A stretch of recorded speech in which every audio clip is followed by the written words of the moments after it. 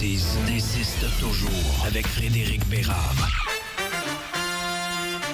Qui s'est levé très tôt pour fêter Keith Richards, qui écoute du Stones depuis les petites heures du matin. On soupçonne. Salut Fred, bon matin. Oh, si on fait comme Keith, on va faire ça ce soir et on ne se lèvera pas pour ça. N'empêche qu'il est encore en vie, en pleine forme, puis il fait des shows, des tournées, spectacles de 2 heures, compris, alors que tout le monde l'avait enterré à l'âge de 40 ans. C'est pas croyable. Hein? Et voilà. Les médecins inclus, là. Ah ben oui, puis il dit tous les médecins qui ont prédit ma mort prochaine, ben je suis allé à leur enterrement. Ils sont tous morts. Mais c'est un phénomène, par exemple. On peut pas s'appuyer là-dessus pour dire « Ouais, Keith Richards, il mène ce train de vie-là, moi aussi je peux. » Tu sais, c'est pas nécessairement un modèle. C'est pas de même que ça marche, malheureusement. Comment est-ce qu'il s'appelait le docteur Montignac là, qui mangeait des céleris à journée longue ou quelque chose comme ça? Oui. Il est mort avant le colonel Sanders qui mangeait du poulet. C'est bon. Je suis pas sûr qu'il mangeait tant que ça, son poulet, le colonel Sanders. Ça, il faisait manger aux autres. C'est un autre débat. Il faisait manger aux autres. En tout cas, j'y souhaite pas, mais sinon, une histoire absolument formidable par rapport à Keith que peut-être toi, tu n'as peut-être même jamais entendu. Vas-y, on t'écoute. T'es-tu intéressé, André? Oui, ça m'intéresse. Vas-y, okay. Fred, on t'écoute. Allez vite. Tu sais ce que voulait devenir Keith Richards quand il était petit, hein? Non. Serge, Non, mais ça m'échappe. Il voulait devenir bibliothécaire. D'ailleurs, il s'est cassé une hanche en montant dans l'escabeau pour sa bibliothèque. Oui, au Connecticut. Ouais. Mais ça, c'est beaucoup plus tard. Oui. Mais ado, donc, il veut devenir bibliothécaire. Mm. Puis à l'école secondaire, l'équivalent, là, à Dartmouth, on dit « Qu'est-ce que tu veux faire dans la vie, toi, Richard? » « Moi, je veux devenir bibliothécaire. » Et on lui a répondu « Ben non, t'es pas assez cool pour devenir un bibliothécaire. » Pas assez cool. Aïe. C'est fort, hein? Capognes-tu? Des fois, oui, c'est pas pire. La vie, il n'est pas assez cool pour devenir bibliothécaire, il est juste assez cool pour devenir le gars le plus cool du monde. Voilà. Mais mais en même temps, le plus sloppy, le plus... tu sais, en show, tu l'as vu souvent, toi aussi, tu as l'impression qu'il va tomber à tout moment. Là. Il s'accote sur un... s'accote sur Ron Wood, s'accote sur un pied de micro. Comme il l'a dit si bien, si t'es obligé de te poser la question à savoir si t'es cool, ben c'est parce que t'es pas cool. Et voilà. Tout est là. Tout est là. Et plutôt que les livres, ben c'est à la livre qu'il faisait ses provisions. Non, mais attention, oui, entre autres, mais attention, Keith Richards, c'est un avide lecteur. Oui. Il y a une grande culture qu'on a sous-estimée parce que, bon, il faisait party pas mal. Mais c'est un gars hyper intelligent puis hyper cultivé. Justement, quand tu parlais de sa bibliothèque au Connecticut, c'est pas juste une parure. Là. Ce gars-là, il lit 1-2 livres par semaine. Là. C'est vraiment une machine. Là, bref, une exception. On le regarde puis on dit, avec la vie qu'il a menée, de le voir comme ça à 80 ans. Imaginez, tu sais, si ce gars-là avait fait un peu plus attention à lui, ça veut rien dire. Il c'est aurait ça le peut-être point. vécu jusqu'à 120. On le sait pas. On le sait pas. Il y a des gens qui joguent tous les jours qui meurent à 54. Oui. Non, mais au moins, tu te donnes des chances, tu fais attention. Ben, peut-être. Mais c'est comme on disait, il ne faut pas le prendre comme modèle avec le train de vie qu'il y a eu, mais il ne faut pas non plus penser que... C'est ça. En même temps, ça nous montre qu'il... Il ne faut pas en faire une maladie non plus, de trop faire attention à un moment donné. Tu passes à côté de bien des affaires. Voilà. Les mots d'un grand sage. Oui. Voilà. Un gars qui fait pas bien attention. Là. All right. Tu vas mourir avant moi, Trudel. Bonne fête à qui? Ça, je le sais. On fait la prédiction ce matin. Je pars avant toi, c'est clair. Ça les gars, les paris morbides, ça va, là. Excuse-nous. Tu nous déranges pas si tu veux embarquer. Non, je vous laisse ça, vos trucs mortifères. Grève illimitée. On ne passera pas 1 heure là-dessus, mais on souhaite tous l'éviter. As-tu un feeling par rapport à ça? Parce que là, la promesse, pas la promesse, mais le pronostic du premier ministre qu'il y avait de l'école ce matin, on oublie ça. Là. Ah, mais les gars, ils sont pas en classe, là? Oui, parce que la grève... Hein, André, il y a des classes ce matin. Ben oui, à moins que la FAE. La FAE, eux, évidemment, que les profs sont la grève illimitée. Mais son point était davantage c'est du sarcasme. Oui, ben c'est ça. la grève allait être terminée. Ben non, ouais, pas terminé. Puis, est-ce que... Deux choses que j'aimerais soulever. Mhm. Je vous ai parlé du podcast avec T-Louis. Oui. Bon. François, il continue à lire des livres. Oui, j'ai vu ça en fin de semaine. Étendument. Mais c'est pas lui qui lit ça, arrête, là, tu le sais. Mais t'imagines pas à quel point c'est insultant, toi, quand t'es dans la rue, pas de salaire, puis ton premier ministre, au lieu d'être assis à table des négos, fait des recensions de livres quétaines, parce que c'est un livre quétaine, le dernier par ailleurs. Là. Oui, mais Fred, je t'arrête. François Legault, il ira jamais s'asseoir à la table de négociation. C'est pas Ben son là, rôle à lui. Il devrait peut-être. Tu penses pas qu'après 3 semaines, 1 mois, tout le monde dans la rue, 3/4 des employés de l'État, tu penses pas que ça serait peut-être une idée que le premier ministre s'en mêle? Fait que lui, puis juste pour finir, plutôt que de s'en mêler, il dit « Ah ben attends, vu que André, il veut pas que je m'en mêle, fait qu'il m'a continué à lire des livres, il m'a suggéré des... » Je dis « Qu'est-ce que c'est ça? Qu'est-ce que tu fais, man? T'es premier ministre, lâche les podcasts, lâche les livres. En plus, il fait des recensions avec 3 fautes dans un message de 6 lignes. À un moment donné, là, c'est quoi ce premier ministre-là? Là? Mais suffit, ça, c'est ses coms. Tu le sais comme moi. Oui, mais ça suffit, les coms. C'est ce que je dis depuis je sais pas combien de temps, puis tout le monde, je pense que ça commence à rentrer dans le coco. Ça suffit, les coms. On n'est pas à juste pour rire, là. On n'est pas au Cirque du Soleil. On gère l'État du Québec. Fait que gère-le. Lâche-moi tes livres, cucu, puis lâche les podcasts avec T-Louis. Puis dis-nous ce qu'il y en est. Va t'asseoir le popotin. Avec les syndicats, peut-être que le ton va changer. Quiconque a déjà participé à une négociation dans sa vie, là, moi, je n'ai fait une couple. Bien, des fois, quand tu changes un peu les personnages, Ouais. bien, le ton change, le style change, il y a un peu d'ouverture. C'est pas pour rien qu'on nomme des médiateurs, des conciliateurs, bon, dépendamment. Parce qu'à un moment donné, ce qui arrive, c'est que ça devient très personnel. On veut donner une autre twist. Ouais. Non, mais souvent, c'est ça. Puis Sonia Lebel, tu sais, il y en a qui l'ont dans le derrière assez profond là, au moment où on se parle. Fait qu'arrive un moment donné, et vice-versa. Il y a des leaders syndicaux que les négociateurs gouvernementaux ne peuvent pas sentir.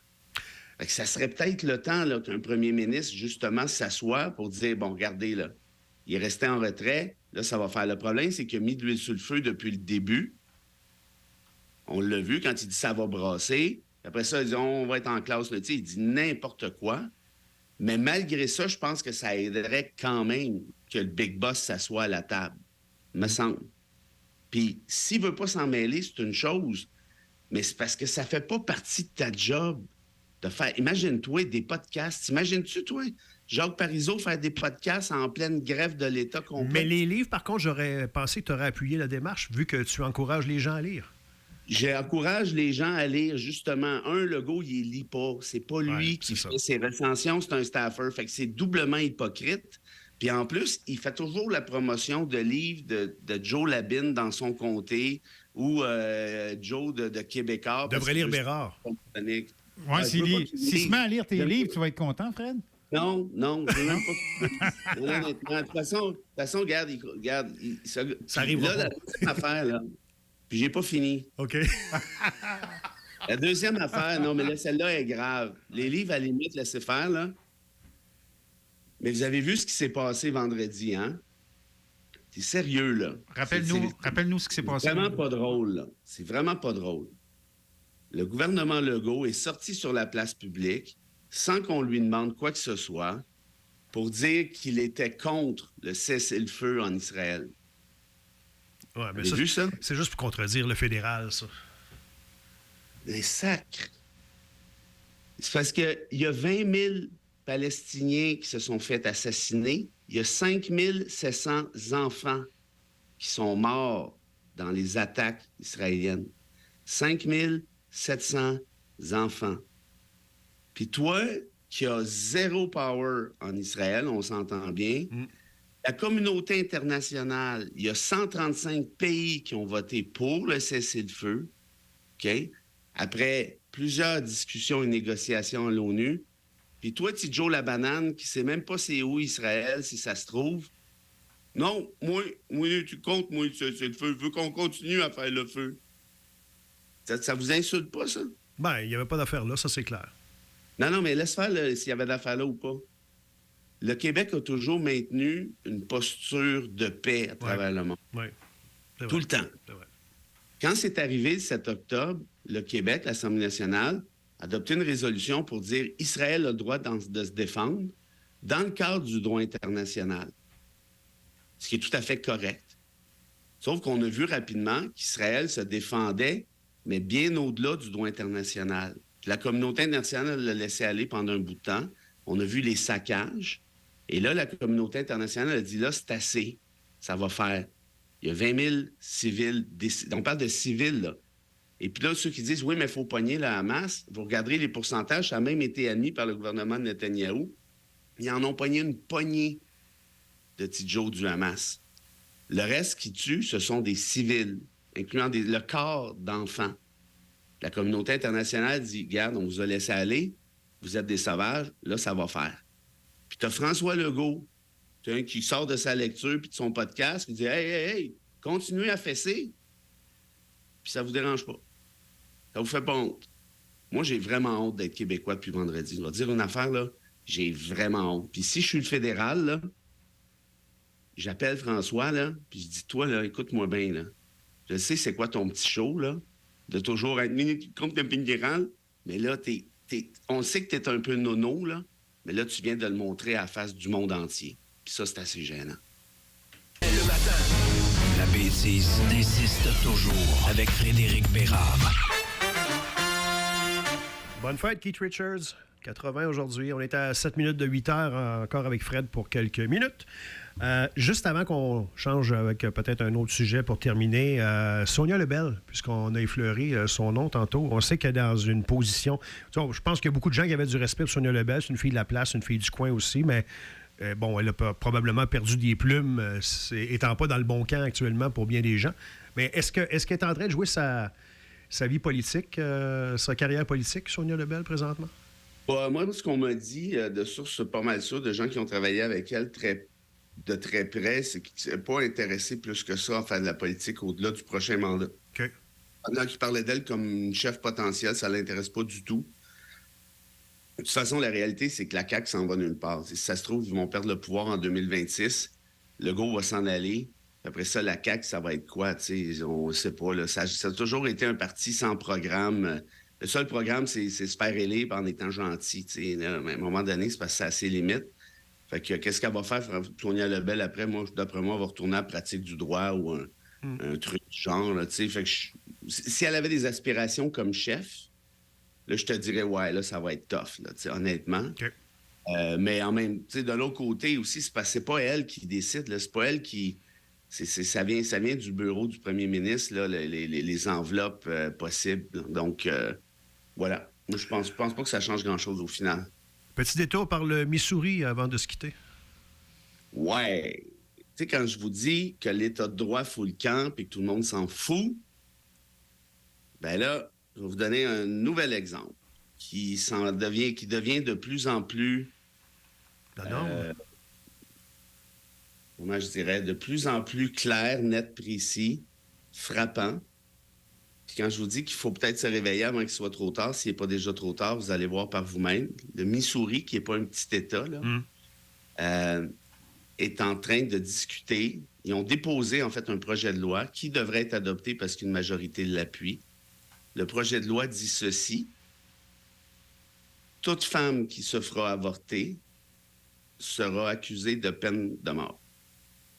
Oh, c'est drastique, hein? Ben, ça me semble un peu drastique, oui. Je dirais même que ton drastique est un peu le... oui, il est mou. Oui, tout à fait. En fait, dans la loi, on parle d'accusé de meurtre. Sauf qu'au Missouri, si tu es accusé de meurtre et condamné de meurtre, ben, c'est la peine de mort qui s'applique automatiquement. Le juge a même le droit de substituer son jugement à celui du jury si le jury ne veut pas appliquer la peine de mort. Le Midwest américain est particulier. Ça, c'est Saint-Louis, ça, le Missouri. C'est quand même évolué. Là. C'est quand même... Il y a, depuis le renversement de l'arrêt Roe contre Wade, qui a été causé par le fait que Donald Trump a noyauté la Cour suprême par des Trumpistes. Hein, c'est une majorité de Trumpistes qui siègent à la Cour suprême maintenant. Dans le but avoué par Trump de faire en sorte que Roe contre Wade soit renversé. Roe contre Wade permettait l'avortement. Donc, Roe contre Wade a été renversé. On a dit aux États, faites maintenant ce que vous voulez. il y a plus d'une vingtaine d'États actuellement qui ont interdit l'avortement. Au Texas, par exemple, tu peux obtenir 10 000 $ si tu assures la délation d'une de tes voisines, par exemple, qui se fait avorter ou qui s'est fait avorter.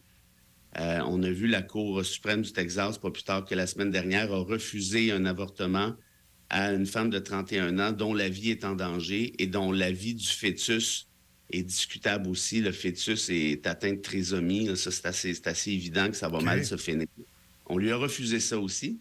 Et la Cour suprême est en train, des États-Unis au complet, actuellement, est en train d'entendre une cause sur la légalité de la pilule abortive, qui est un peu l'équivalent de la pilule du lendemain, si vous voulez, qui est appliquée dans la moitié des États.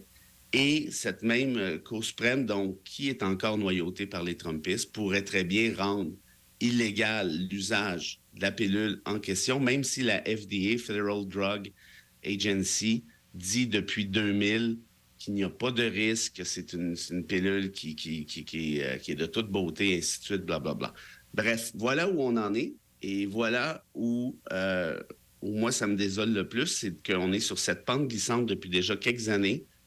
Puis tout le monde dit « Ah, c'est pas plus grave que ça. » Puis voyons, Trump peut pas faire pire que Biden, puis tatati, puis tatata. Ben voilà. Puis si vous pensez que Pierre Poilievre va rester absolument insensible à tout ce qui se passe aux États-Unis, lui qui calque le petit livre de recettes de Trump, je pense que vous faites une erreur.